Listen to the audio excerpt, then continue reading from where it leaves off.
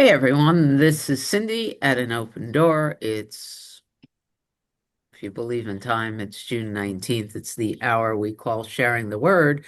We're currently we're currently working through our experience with Divine Union, a channeled book through the radio labeled Paul Selig, and Amy Heibel is our facilitator. Before we hand things over to Amy, we have a short clip from the guides. So let me play that.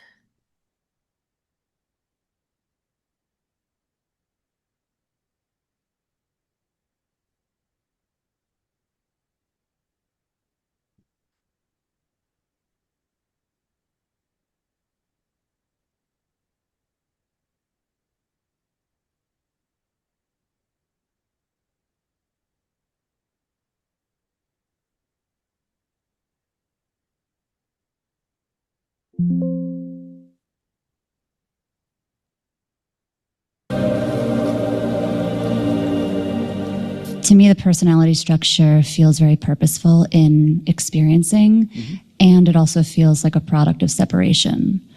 And then I kind of started going into this jumbled rabbit hole, and so I thought maybe just ask if there's any sort of clarifying answer from the guides around that, sort of the construct of it, allowing for experience and yet also being in separation, and then the fusion of the personality structure within the divine self, and how, I don't know, there feels like there's something there, but I can't quite, I'll see what I can get on this. Okay. No, I understand what you're saying, and it's a big one.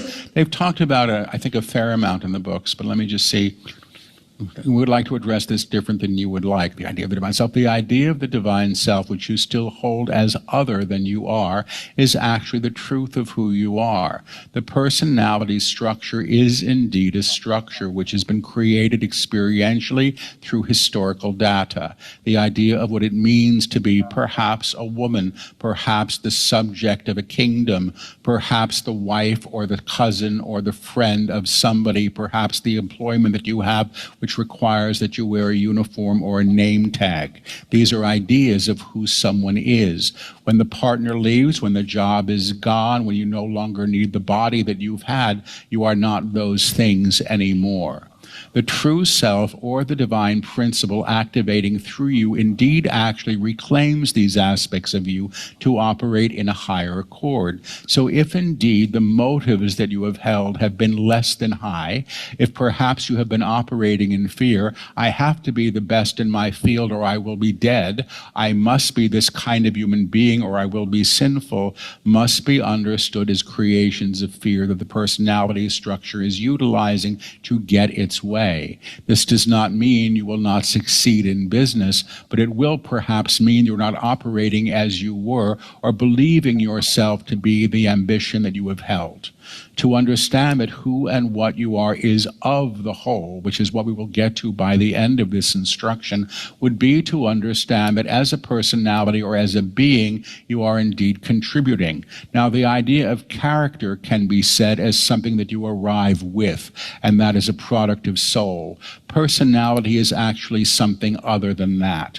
Perhaps the young man before you, who was a miserable child, and I really was, a miserable child, came in with some misery. Perhaps some of the misery was through instruction and what was present in the field of his home. Both things would be true in different ways. What is indeed released is the acquired information that you have been held and bound by, the belief of what it means to be of this or that in this or that culture, the belief in a God of this or that tradition that may not be serving you.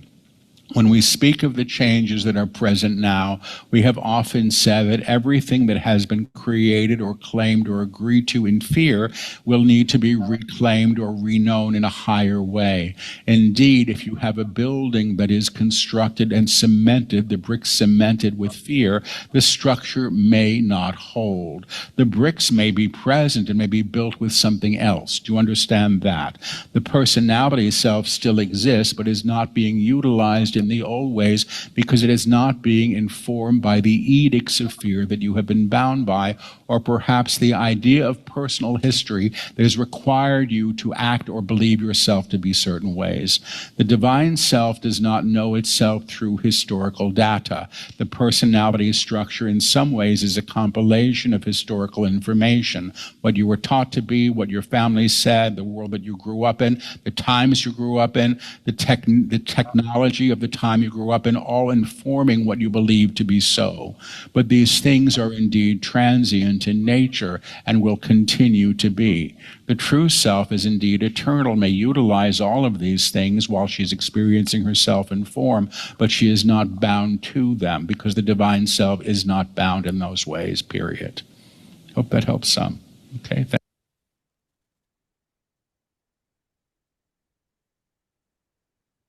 Well, we could talk about that all period. Well, why don't you start, Suzanne? Well, that's something that I've been thinking about lately as well, like what we call the ego or the personality self. And I've always steered away from the idea that either one is bad. I think they're all necessary. But what I missed along the way was that all of that is divine. The personality self is divine, the ego is divine. It's all in how I want to interpret it, I guess. But I do feel that I feel better about my existence on this planet when I can let go of any thought of any of it not being in the divine. And the lesson of the ego, of the personality self, is always there through alignment to the divine. I don't know if that makes any sense, but it's all divine. I mean, my feeling is it's just all divine. We tend to segregate it and assign different qualities to it, and it's all one and it's all divine. Yeah,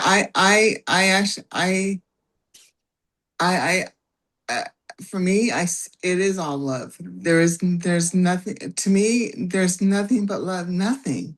It's just, we don't know it. And I can tell you, I don't know it and I don't believe it. Love you. But I've learned is that this is just what we're learning, but it's all love. There's only love. There's only God. And at least for me, that's when I get quiet. It's when I get quiet and I stop. And for me, I go to the bathroom because that's where I can be by myself. And I will tell God off or whatever's going on. I will be honest. And then once I get it out, then I can surrender and I go, okay, God, I don't know what to do. Show me what to do. And God just loves me. It takes my breath away. And so, yeah, so at least that's my experience. I know that everything is love and here for us. Even all the misery and whatever, it's here for us. So yeah, that's my experience. So yeah. Thank you. Anybody else? I think, Rana, do you want to talk about your personality self and Yeah, that I'm comment? coming. Okay. All right. Hello, everyone. Hello. What I noticed, and it caused me to pick up the pen and write it down, was character versus personality. And what was said was something like character is connected to soul. And I thought that very interesting. And this may sound very egoic, but what I know about the character here is that, like, I'm kind and I have integrity and, like, I want to do the next right thing, even when I'm being super selfish. And I feel like that is the character part, right? Those principles kind of thing. But then the personality, I mean, that is just thrown all over the boat, depending on what the experience is. So the personality that, I don't know, like it seems like a very subtle difference, but there's something there that really piques my interest. I guess I would say I don't have the answer, but there is something that was just like, hmm. And to understand that. Um, because I see that the personality that's been carried over the decades, that has changed. Mhm. The personality carried 20, 30 years ago was full of fear all the time. And then therefore reacted in ways. So I see Amy shaking her head, so I must be digging at something here. So that's what I wanted to share. Thank you. Yeah, I wrote the same thing down, Rana, and I think you described it well. It's all divine, it's all one, and ultimately, even the soul, which has apparently has unique expression of the divine, but that unique expression from the soul seems to carry through and inform all the different personality structures that are all infinitely existing all at once. That's what it seems like to me. But even the soul eventually is all just the one. It's all just the one. And I thought he answered her question in an interesting way because I'm paraphrasing here, but I felt like she was asking about the personality and wondering whether the personality is real or not. I'm paraphrasing here, so anyone jump in if you want. And what he said very gently was, not really. It isn't really real. It's a structure. It's an energetic structure of habit and history. And it's used by the divine self, the true self, as a way of expressing itself. But that ultimately the personality self, while an expression of the divine and therefore is divine, doesn't really hold anything on its own. It's not separate. It is not a separate um, it's nothing separate. It can't be. It can't be. It is from the one expression. It's just a unique variation of the one expression.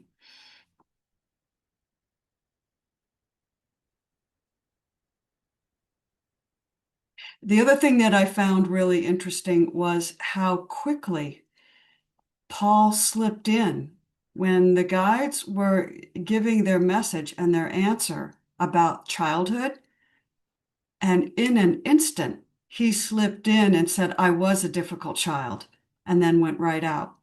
And that intrigues me. Like, wow, what was that? That was that was um that was the personality self sort of coming in and giving commentary, which the guides say he does all the time. Anyway, that's what I got. I think I saw Suzanne's hand raised. I can see that she's chomping at the bit. Well, it's hard. It's hard to express in words what can only be felt in the heart. And when I say that it's all divine, I'm speaking from a heart perspective, not a mind perspective, not an analytical perspective, just more of a knowing. And or remembering, in that, in that sense of remembering, this person, Suzanne, or this entity, Suzanne, can appreciate my own personality self, the vehicle through which I can experience and express this amazing 70 whatever years that I have had on the planet. And that's why I can't either separate it or denounce it. You know, it's speaking from the heart where I feel that divinity. When I speak from my mind, I separate. I set myself aside. And so even though we're doing this book study and we have to communicate through words, every time I drop into my heart, the words just aren't there yet, you know, for me at least. But the feeling is there, the sense is there, the unity is there, the the remembering is there. So that's how I wanted to clarify what I said a little bit. Anyway, with words. Yeah. Because I'm Yeah. a wordsmith too, you know, I like to write and express through words, and I think it's a great medium. But I think the older I get and the more experience I have, the more valuable those experiences are that come from that other place that I feel in my heart, Mhm. that unspoken place. I knew this was going to happen. If William, if you hadn't raised your hand, I was going to call on you.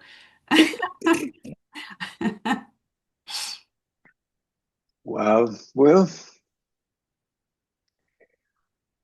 I feel so simple, simpleton. I got nothing to add. It's just now. I get tired of just saying now because that's all it is. And so words, thoughts. I get so turned off by my words and thoughts, the stories that I continue to have. I love what Paul, it's like he was coming from inside the moment of now. And seeing from that perspective, all these words came forth. They made sense coming from all now one. And even how we all describe after the fact. It's love, it's this, it's that. I came across a story yesterday from Ram Dass talks about a Zen teacher who criticizing his student. And I don't know if you heard this story, but it's fascinating. Finally, the student says, yeah, you're right. He's terrible. Because the teacher would say, you're lazy, you're stupid, you're this. And instead of defending him, he just said, you're right. And he joined him. And the teacher just started laughing because that's all he wanted, for him to quit defending, protecting the separate image, me, me, me. And it was so beautiful because it's just that even our ego needs no defense. There's no reason to resist. It's just that, and that's why humility and humor seem to dissolve where fighting cannot dissolve. Mm. It's just so simple. And then I don't know anything. And then I realized that. I feel so much more connected to my moment of now, where there is no, it's just now. And I'm sorry. It's almost like I feel like I have to apologize because that's all I ever got.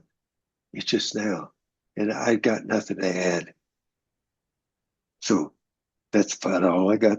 I don't know, I don't know, I don't know, but I sure feel like I'm knowing the now. That's the one thing that seems now.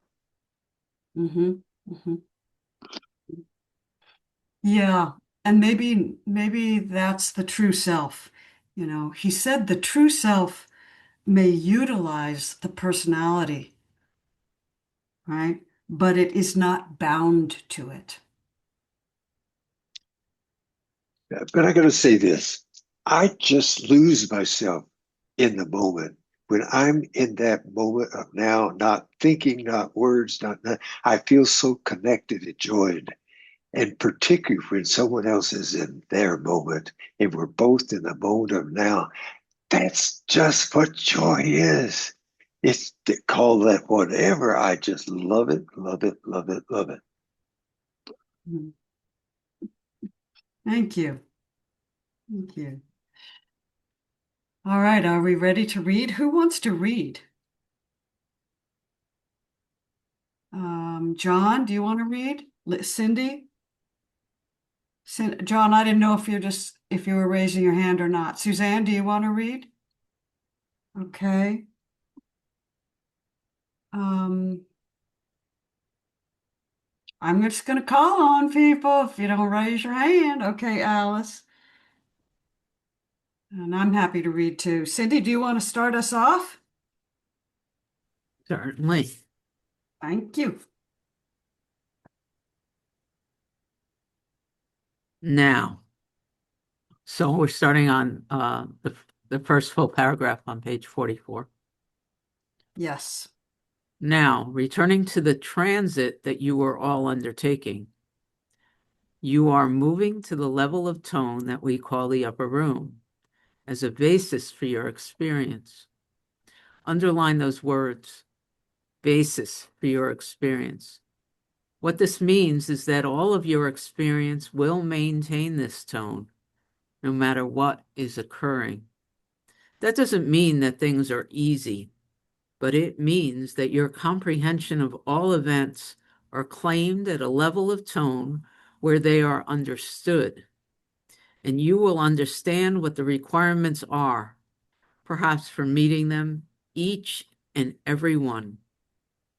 The resolve that we teach, I am in the upper room, a claim of truth at the level of the monad, must be understood as what is present even when it seems not to be.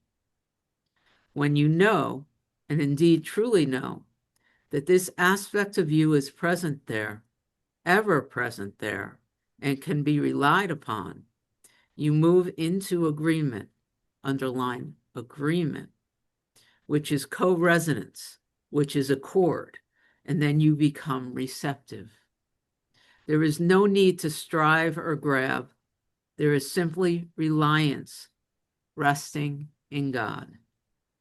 This does not mean you don't get up and make your dinner.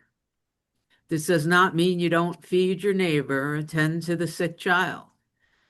It means that the aspect of you that is present for this is operating without fear because she knows who she is and she knows she is of God.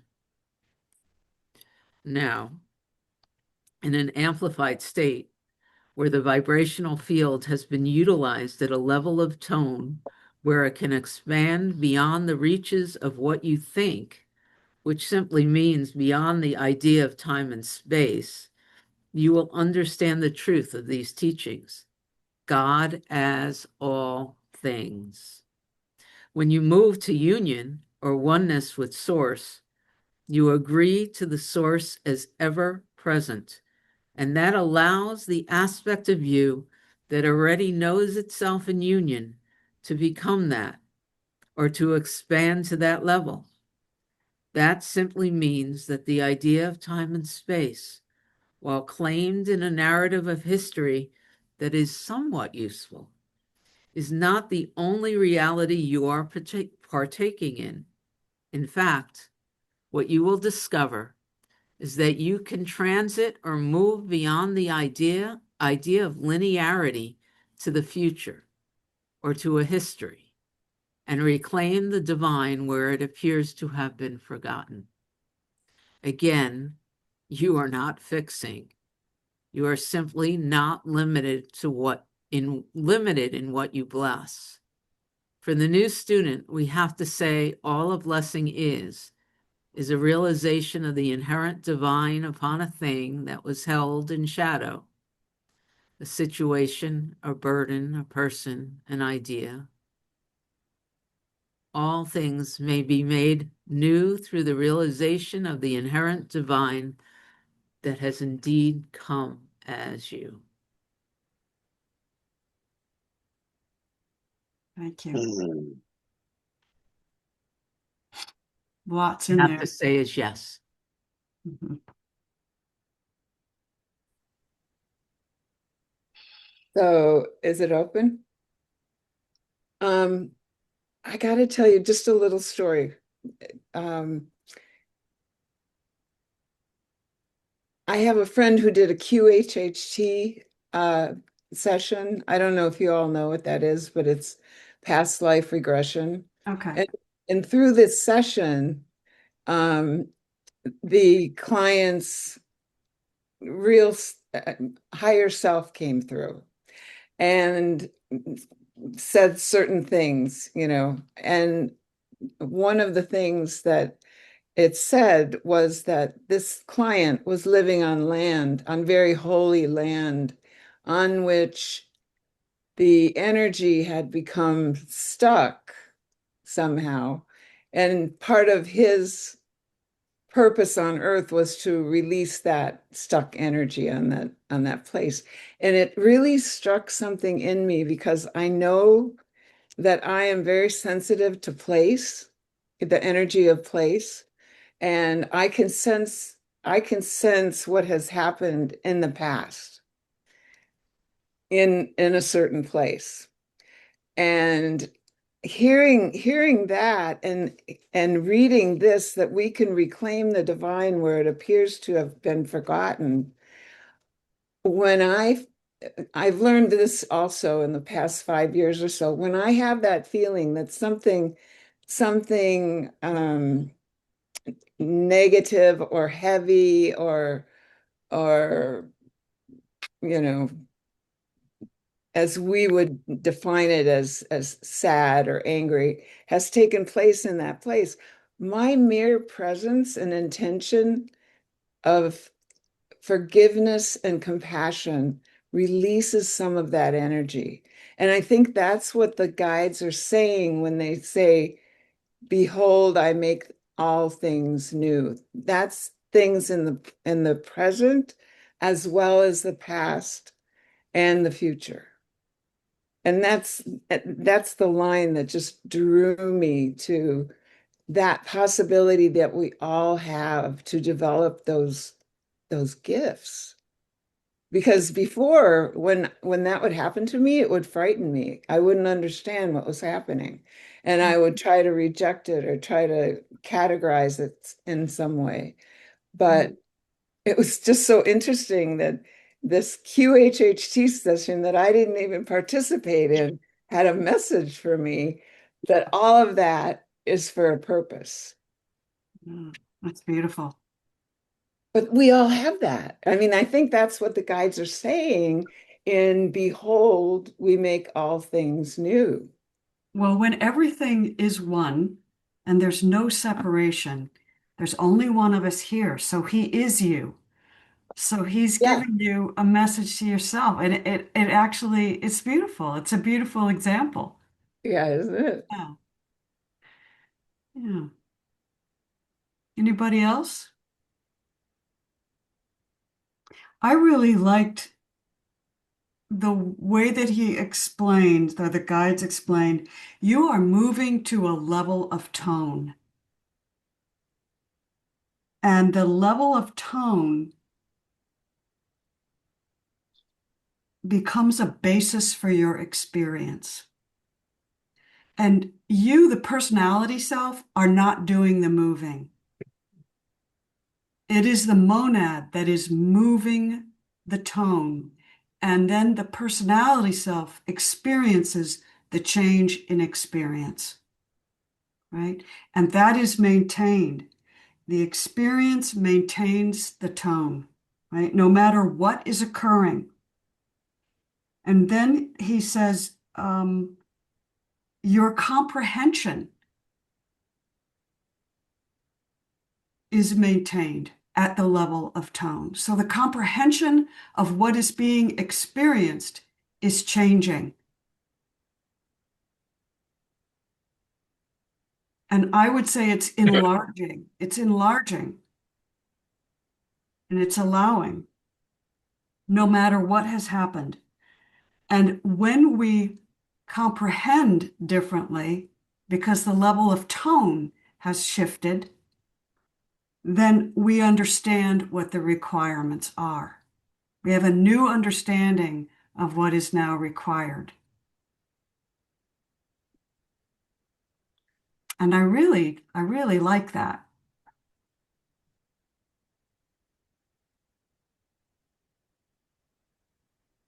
No need to strive or grab. It's just happening for us and through us. William and then Alice. Well, I like that sentence, that a realization of the inherent divine. To me, that's the realization. It's now. And all that we've been holding are those shadows, a situation, a burden, person, idea, thoughts, whatever. And for me, I love the word story. So I live in stories. My story about your stories. We all have stories, and yet we are all one. And that's part of that's what emanates. What it counts for everything. It was just now, but we live in our stories, and we love to play. We suffer with them. We get excited, and we trade stories. We're constantly improving our stories. This one works better. This tone, this vibration is better. That one, whatever it is, and it just gets more fun. And then all of a sudden, no, it's all now. There's peace. It's just. So it's back and forth. I love it. Back and forth.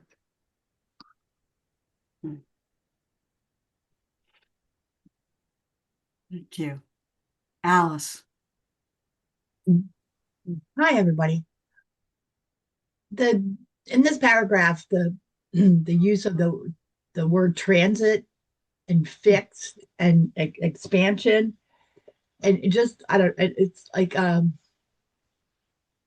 that a fixed route bus just repeats itself. Like if you're route number 2, you just keep doing the same thing, repetitively going to the same locations. So that's, and then the opposite of that is expansion. It's like in the transit authority thing is like I worked for Delaware Transit for a while, and what a fixed route was, and then there was paratransit where it was personalized and it was individual. It was non-fixed. So I think what I'm just seeing that, like in the time space human realm, when I'm not in union, when I'm not in practicing the presence in the now, and that there's only, it's like, where am I? It's kind of a question that I'm writing in the margin here. It's like the concept of where, the question or the query is, where am I? Am I just in time and space, human, rote, fixed repetition of the same fears or the same beliefs or the same personality structure? Or do I allow the movement of my higher self to go, to expand and to realize oneness? I don't know. Can I ask you a question? Is there anything else but now? Seemingly, like a sense of, and I think where it starts is, it sure seems like it's all separate. It sure seems like I'm I'm a thingamabob, just me. But no, that's not reality, because we learned that that's deceit and illusion and non-truth. Who I am in truth, where I am in truth, is my answer to that. Yeah, yeah. It's really fascinating how the belief in not now can make us feel like the now doesn't exist or like we're not there. But it's all just a belief in the not now. It's just an idea. But Yeah, we're from always, yesterday. yeah, we're always there. We Yeah, can't be anywhere else. yeah, there is nowhere else. Yeah, yeah. No. And I think that yesterday, the different things is like about thought, and then is it just another thought? It's like I think it's a thought that I believe is true. Is what turns into a belief, and and becomes the concrete stuff he was talking about. That's the mortar of fear. Yeah, yeah. Thank you. Can anyone hear the noise that's going on below me? Great. Not much. Okay. All right. Patricia, good morning. And good morning, May also just joined us. Good morning. Good morning, everyone. Good to see you. I'd like to just share an experience. Yesterday, I joined some other artists, and we decided to make angels. Some people call them guides, some people call them angels. I just didn't have a name for it. It didn't matter. And as we're creating, the joy I felt in the creativity, it's like that's where my heart lives, is in the creativity. So I just like to share something I made. It's part of what I made yesterday. It's in process. It's not finished. So I was so filled with joy because I was living in my heart. And when I live in my heart, when I let my heart express itself, that's all there is, because that's the now. And so I have connected now and heart together. They're one. I don't know if that makes any sense to anybody, but boy, it makes sense to me. Thank you. I think you get a full agreement on that one.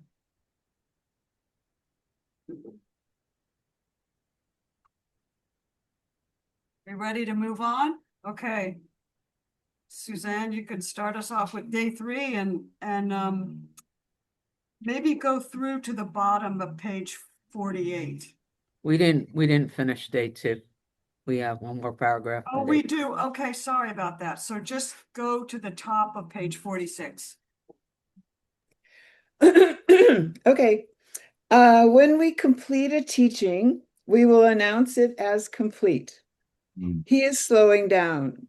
He wonders if we are finishing. Indeed, we are, for this moment. We have much to teach and many to teach. Those who are present in this room are going to become vehicles for this teaching by nature of presence and being. And all who partake in the teaching from here on will be gifted with a level of alignment to what is present in these texts. We say these intentionally because this is a new teaching, operating at a higher level of tone than the previous could, because it is actually the collection. And what the collection does in a manifest state, the presence that it calls will not only be available, but be available to be comprehended by the novitiate and by the sage. And for this, we are grateful to all of you. Thank you for your presence. Stop now, please. Period, period, period. So I just want to say one thing about that last paragraph. At first, I thought it was just them shutting down, but then when I read how powerful that is, that our presence and being to this teaching is something that we carry wherever we go. And it doesn't need to come through in the book or in a description of ideas. It comes through us. It just does. And I think that's what they're saying there. So I think that is, for me, it was very hard to grok that, being with my Catholic upbringing and, the separate God and all of that stuff. But through this series of books and teachings, that has where it's brought me. We are it. It is us. Okay, day 3. When we witness you, when we see you as you are, we comprehend 2 things.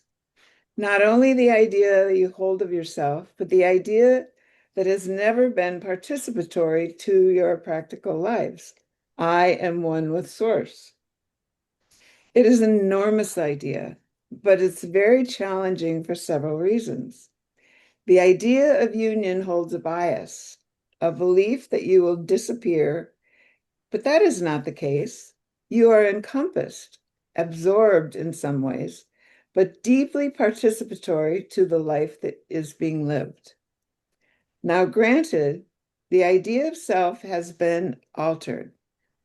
The name that exists beyond the name you've known has come forward and qualified its experience through you. But the demands of the small self, while in a surrendered state, are still present in ways where you know your world, even the unknown world that is before you now, in a somewhat familiar way. In other words, friends, you are returning home, moving to a state of restoration beyond the bias and the labeling and the ideas of what has been. Anybody want to say anything? I do. Okay.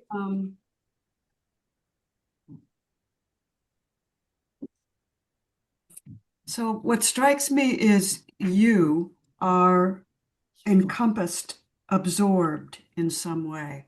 Right. I'd like to know, I'd like to just ask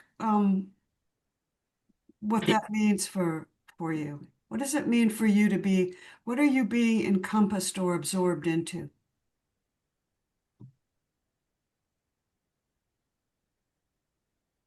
And Cindy's got her hand up.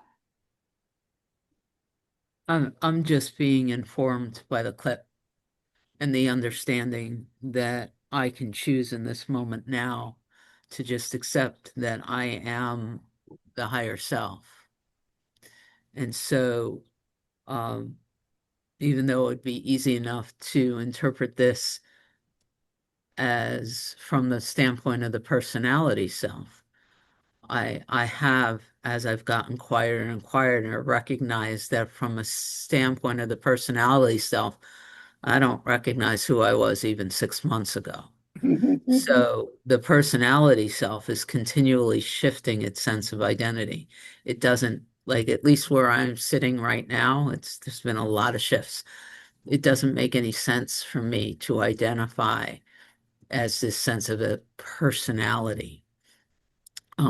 So from the sense of the monad or the risen Christ or the one that knows who she is, um, this teaching takes on a whole new meaning for me, because what I am appreciating in it is the sense of individuality that comes from this momentary expression of a personality. Today I love pistachio ice cream, and man, the monad could really, really enjoy. I was talking to someone about that movie Soul this morning, and there's this scene in that movie, where the soul is in a human body eating pizza for the first time, and the joy of eating pizza and the feeling of the vent from the subway system, glowing, and the experience of that, or the scene from the movie Michael when the angel falls and tastes blood for the first time, the aliveness that comes in the divine self experiencing all these human experiences, knowing the transit nature of it. and being able to pull all of those experiences without identifying as the one who is this experience separate, but just as the one who is eating pizza, or the one who is feeling the breeze, or the one who as the divine self. So that's what's alive here right now. Is the real joy in the understanding that the wills are being entwined, because the sense of separation is what creates the suffering. The pain of the broken leg isn't what creates the suffering. It's the identification as the one separate from God with the broken leg. And really understanding that in a visceral basis is what the clip plus what Suzanne just read it's what's working here right now. That makes sense. Yeah. So if I can paraphrase, just with something that you just said, you answered the question. You're encompassed, absorbed in some ways, but deeply participatory. And what you said is being able to pull all these experiences into the knowing of the divine self. And I added my own language there, but we're pulling and incorporating and encompassing all of these experiences into the larger understanding of the divine self, into the awakening of the knowing of the divine self. That's what I heard you say. And there's so many like routes towards that. Like I feel like sometimes we get lost in like a certain one teaching or another teaching or just like anybody. But truly it's like what I was thinking about yesterday after our class was like just experiential knowing is such like a wordless kind of thing. And it's like we're trying to put words to something and it does sound really redundant when we do that. Like it's just like, but it's more, it is kind of coming to understand and maybe like articulate more eloquently through just like tone itself, or like having some kind of more familiarity with sensorially kind of experiencing that level of divine at one minute. Um, yeah, I was just like journaling and scribbling and contemplating with that yesterday. So it's cool that all this is also kind of touching on that.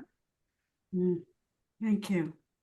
Yeah, Cindy, I thank you for that articulate way of expressing what I was trying to express in what I feel.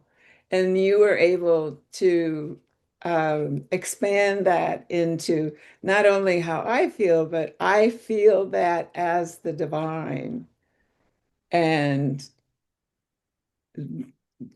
instinctively, I rejected anyone that rejected any part of all of this, but you put words to it that made me understand what was behind the instinct, that it is truly the experience, the diversity of experience, the diversity of emotions, the diversity of all of it is experienced it as the divine.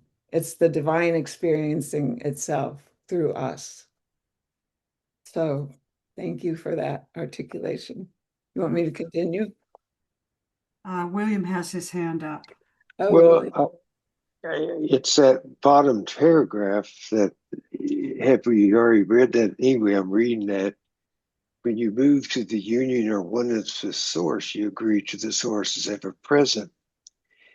That simply means that the idea of time and space, while claimed in a narrative history that can be useful, is not the only reality you are partaking.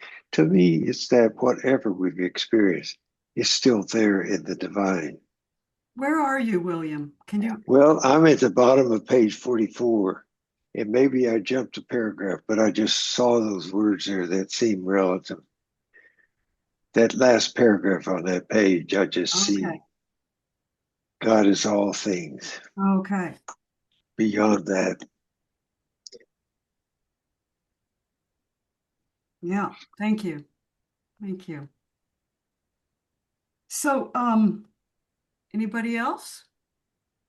Everybody's really quiet today. That's all right. Okay, There's a lot so of talking going on. I think there's a lot of talking going on and not enough reading. okay, let's keep reading. All right, John. Suzanne, why don't you read to the bottom of page 46? Okay. Now, what has been substantial, substantial enough to accrue weight and claim density. But once you are in the upper room, at the level of alignment that is the upper room, the identity that you hold is no longer partaking at that level of density.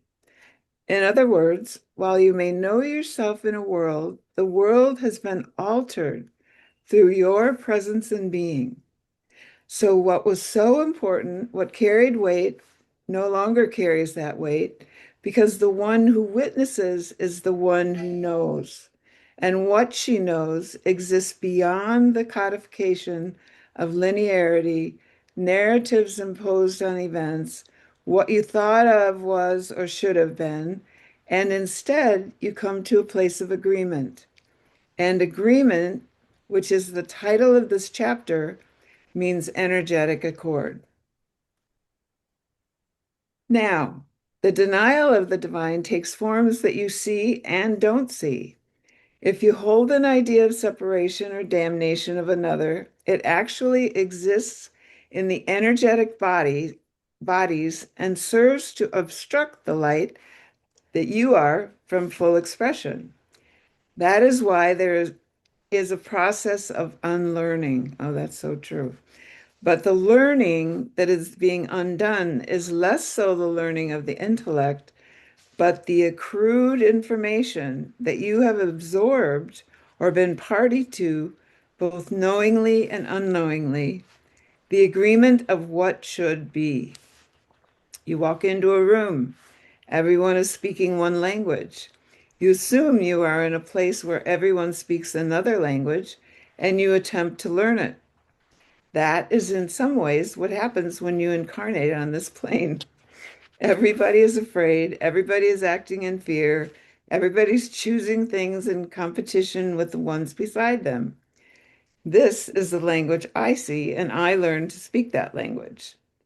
To be restored to the basis of your being, which is the articulation of the divine, come in individual ways, and then responsible for its expression at a higher level of tone, simply means you know who you are beyond the old conversation, the old rubric, or the old system. Thank you.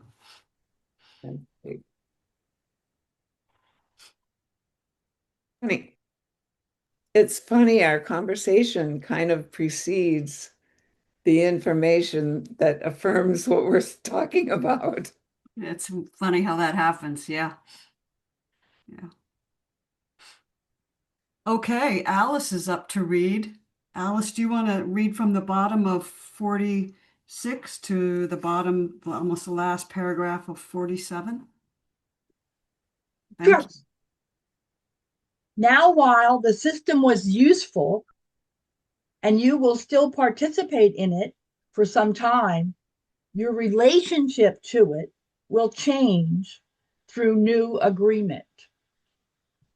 Now you are agreeing to everything you see, high, low, and in between. In other words, what you shake hands with or what you claim is what you are in alignment to or agreement with. Agreement is energetic accord. It is not necessarily deciding through the intellect what you see or what has been. It's a simple acknowledgement of what is, or perceived, or seen, that is informed by edicts that are indeed inherited. That is a good look. That is a good book. That is a horrible book. The quality of good and horrible rests within the book. and the idea of the book itself moves into agreement and a kind of distortion. Now the words upon the page may be wise, may be foolhardy. The paper that makes a book may be fine or may be coarse. The binding of the book may be attractive or ugly. But what the book really is an idea known as book. And the words on the page, created in sentences, paragraphs, perhaps chapters, all hold meaning, simple ideas. The letters that comprise the words all articulate in sound. And you know the sounds when the letters are spoken. And when the letters are spoken together in a kind of union, you have words. Now, when you have words, you have invocation. Something that is claimed as sound carries velocity, and manifestation occurs through idea and through language. Now, when we say language, you don't mean narrative. This should be this way or that. But when something is named, it actually carries weight, accrues density. And the meaning that things have, the good book or the bad book, the fine cover or the ugly cover, all create meaning. And the book takes on that density as well.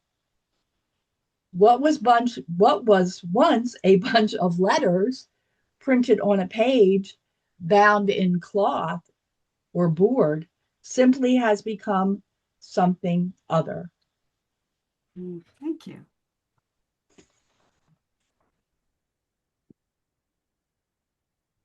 Anybody have any thoughts about that? Just want to say that a couple times a week, at least, when I write after my diet, I get to this space of just watching the hands move and the letters appear. And there's just this awe.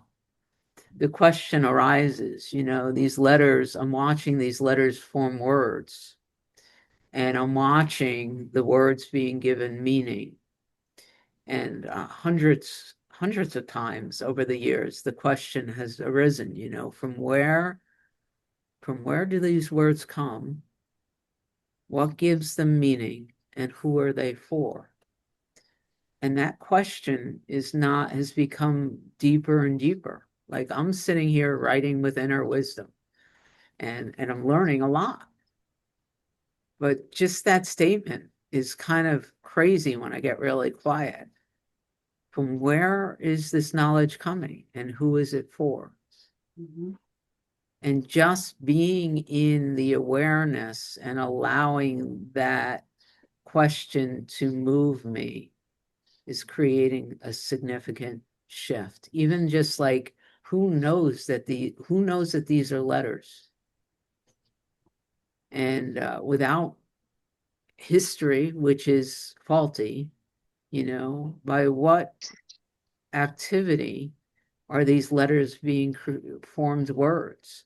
And so often these words, I can see that the words hold weight based on the historical use of them. And it's an interesting, quiet contemplation. So I see that in this teaching from the guides.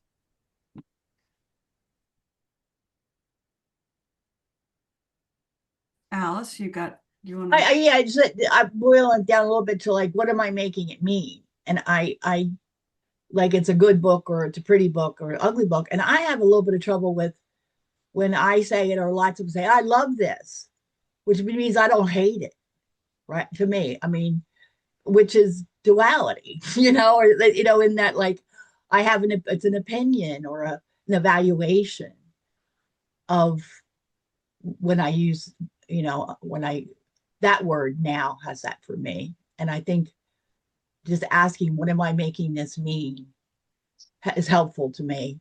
Because I think it's somehow it's about like purification, that like being in presence. If in unity we have less or no shadow, where we're not tricky, where I'm not, trying to get something, egoically, um, in whatever, in exchange, with another.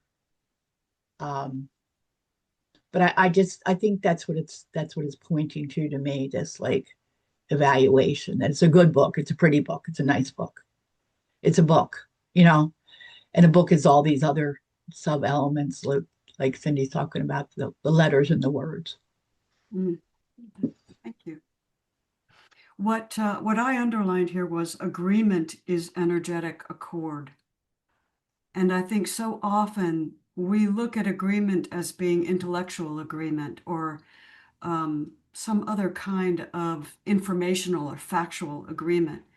And we don't pay attention to the energetic behind, we don't even pay attention to the energetic that we're feeling that's arising in us in the moment now, much less what accord means with surrounding that.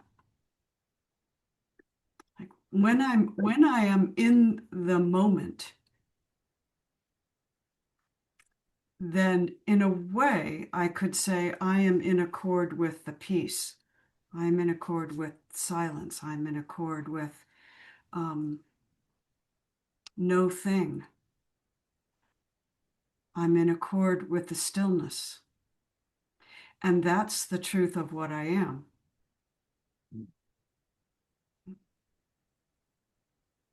William. I really got a hit this morning when I read that. I watched yesterday the dedication of the Obama library, and all the nice feelings that I had over the years about him and so forth. And this morning I read a scathing account in the USA about the same. It was like, talk about black and white. Such a contrast. And that's exactly what, all those words, sounds, so forth. My goodness, such a visceral kind of feeling, similar to when my wife and I had such a different way of looking in the moment, and then having to take time out and be in a moment instead of our story about each other's story. Wow. Talk about being out of agreement or in accord with what is. That's a great observation, and it is what is arising now, and it is illuminating, as you said, so well, the discord. It's just illuminating, but what is aware of the discord is not in discord. And that's the freedom. That's the freedom. Exactly. That's Yeah. the freedom. And evidential of itself completely. Yes, absolutely. Yeah. So much of the time I'm like, I ask myself, I'm like, if like because of the like potency of this like inherent like embodied like experiential feeling, I'm like, if everybody knew this, why are we conducting ourselves this way? Like, just simply put, like Yeah. there's so much of like, it's like, why is this the way that we did it? It's so funny. Well, it's just that it's our complete creativity and our brilliance, That's the only thing that I can fall back on. But I think this is where the personality self becomes, what was so important, what carried so much weight no longer carries the weight. That's what we just read. And so the personality self thinks, oh, these things are so important and they carry so much weight. And yet when we return to the space of the now, and the silence and the peace of the now. None of those things carries that kind of weight anymore. We see it from a different angle. And that's partly what he's talking about here, I think.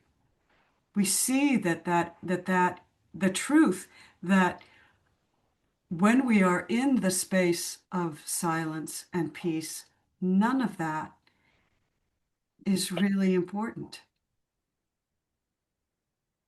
And it's not what the truth is. It's just an expression that's fun to have. Yeah. It makes the just like, yeah, it is literally just the presence and being that makes the it's like this stilling, and I don't know, it's such an easeful kind of like approach to just utter like everything.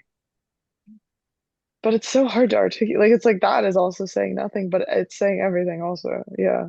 Yeah, yeah. Thank you. Indigo and then Patricia. Yeah, it's like at least for me, this is my experiences. It's like I'm watching the movie. It's a good movie. I'm watching the movie of Indigo or whoever getting angry or whatever they're doing. I'm just watching the movie. That's why I love stepping back for a minute.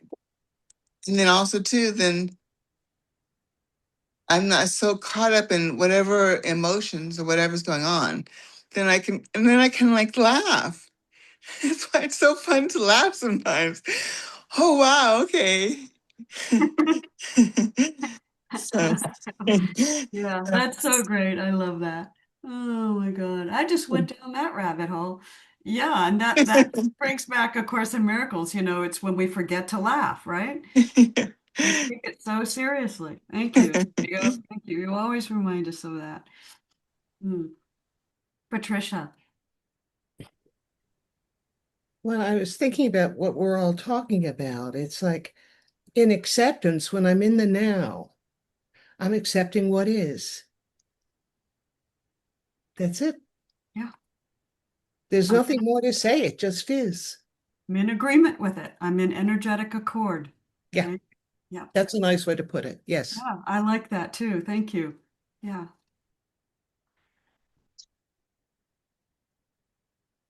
Okay, let's maybe I'll just read the rest of this page and we'll see where we go. We haven't heard from Sandra or Alka yet. Um, so anyone who not calling on anybody, but just noticing that, we are enjoying your presence, but if you want to participate, bring it on. Now, when you have words, you have invocation. Something that is claimed as sound carries velocity, and manifestation occurs through idea and through language. Now, when we say language, we don't mean narrative. This should be this way or that. But when something is named, it actually carries weight. Oh, I'm sorry, we already read that. But you know what? It's interesting that when something is named, it does carry weight. And it leads me to think about the old ceremonies where you had a secret name and no one knew your name unless they were really close to you because that secret name carried power. And anyway, so that's what that reminded me of. Now, That's good. I yeah, like what you just said. Yeah. yeah. I mean that's a sort of an ancient tradition. Yeah. Thank you. Now, each book we write, comprised of words and sounds, are actually invocations. The invocation sings through your participation or agreement with the text you are reading or the sounds you are hearing. The vibration that the book holds each one different, build in accord, ACCORD, ACHORD. And this is the text that claims union in two separate ways. The idea of union will be discussed, perhaps too much, and then the experience of it, which the book will provide through your alignment to the book. We don't effort alignment. We are giving you something new to agree with or move into accord with. Could I say another word about your comment about the societies that had the hidden name? That's the whole hide and seek, isn't it? How we hide from ourselves as well, and the power and the game, and yet wanting to be found out at the same time. So that whole thing about how the power of a word that we make up, yeah, it's Yeah. that story that we live and then hide from at the same time. Yeah. Yeah. I love the way that they said the invocation sings. It sings through your participation, and our participation is our agreement. So when we read something or hear something from these books and it moves our heart, which Sandra and Suzanne both are singing, their hearts are singing in agreement to what the book is saying, using the words and the language that's resonating in their being, in all of our being. It's resonating. And then that resonance moves out into what has been said several times here is unseen, seen or unseen. It may be seen through our actions because we've resonated with the words, or unseen, right? In just the way we walk out of the room and go into the world, but we're still in vibratory accord with it. And it's resonating and emanating from us, singing through us. I love that. I love it. So that's what I got. We have two more minutes. Shall we end here? Okay. Thank you all. Suzanne, did you have something to say? I just wanted to say one more thing. So, and I used to say this when I was teaching yoga, is that, you know, this is like the class. We're in this class together, you know, and experiencing this Zoom class and learning these teachings. And now we're taking it out into the world. And it expresses differently through each one of us, and that's the beauty of it. The what we can uniquely bring, you know, to the world without even thinking about it, because it exists somewhere beyond the mind. It exists somewhere beyond the word. And that's a beautiful thing to be part of. Yeah, yeah.